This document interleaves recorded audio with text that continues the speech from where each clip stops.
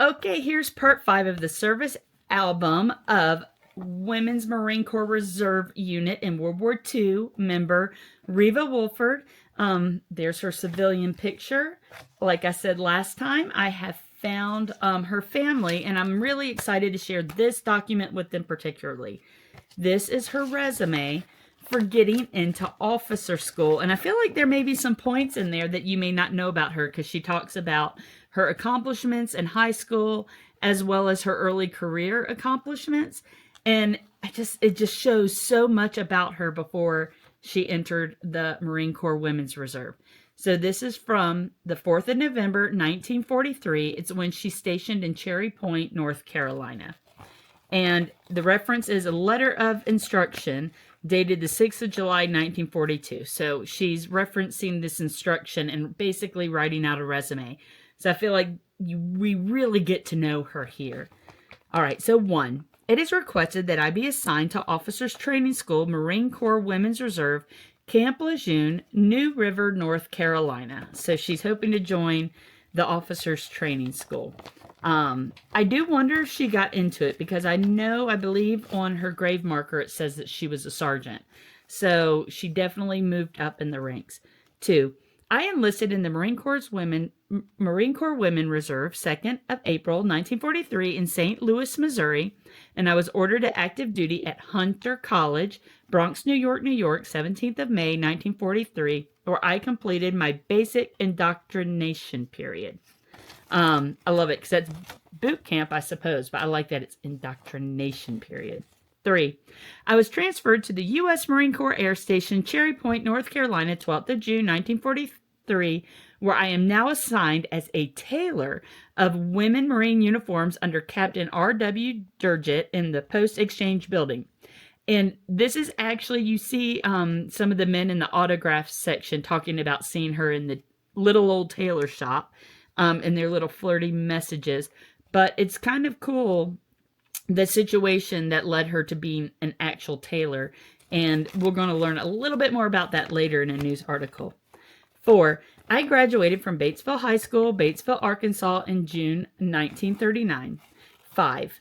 While attending Batesville High School, and I asked her daughter, I said, was she known to sing? And she said she loved to sing, but she didn't sing professional, but she loved to sing. And this is why I asked about that.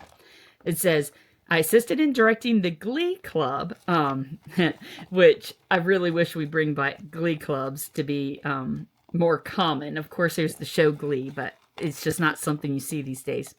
Supervising and directing the singing of 75 members. At the time, I won 2 first-place medals in district county voice contests, also placing in the state contest. In addition to my vocal work in school, I was a church soloist. So I wonder if you guys know that about her. I think it's pretty cool.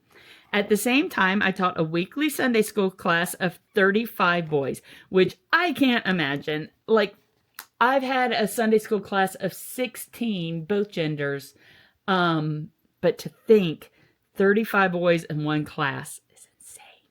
So the fact that she could handle 35 boys, you just know she's spunky. During Sunday evenings, I was program director of the Young People League and played an active part in social leadership. 6. I attended Hadley's Vocational College in St. Louis, Missouri for 3 months and studied practical English. 7. From June 1940 to August 1942, and this is really cool because they said she was a great tailor and she could sew so well.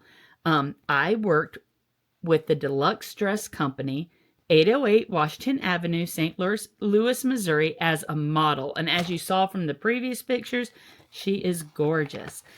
In time, I became interested in designing, and after becoming proficient in cutting and sewing, I worked in the capacity of supervisor, duties, modeled for buyers, acted as personal advisor, acted as a consultant and a stylist, using many original ideas in reference to colors, fashions, drapings, and motifs. And then directed style shows, acted as liaison between customer and manufacturer, selected patterns, colors, etc., coordinated the work of 45 women. So she always seemed to be in supervisory roles. And this is something that I asked her daughter about that she didn't know about. So I think this will be interesting. 8, feeling I could do more important work towards the war effort, I resigned from the Deluxe Dress Company and procured a position with the United States Cartridge Defense Plant, Goodfellow and Bircher, St. Louis, Missouri, and was employed there from August 1942 to April 1943 when I joined the Marine Corps. After learning to operate several different types of machines in connection with the processing of bullets, I was then transferred to the inspection department and was there held responsible for the perfection of the work of 25 women working on individual machines. And that would be my cat coming to say hello. Okay, Debbie. 9, if ordered to the officers' training school, but not commissioned, I will remain in the U.S. MCWR for the duration of my enlistment. So I am wondering if she got in. I would assume she got in. Maybe the family knows. But that kind of gives you a lot of tidbits of her experiences that led her up to becoming a member of the Women's Marine Reserve Corps. And you've got that watermark on the paper, the little official eagle. So yeah, I hope that was interesting. I'll go put this away for now, and then we will read this tomorrow. All right, thanks.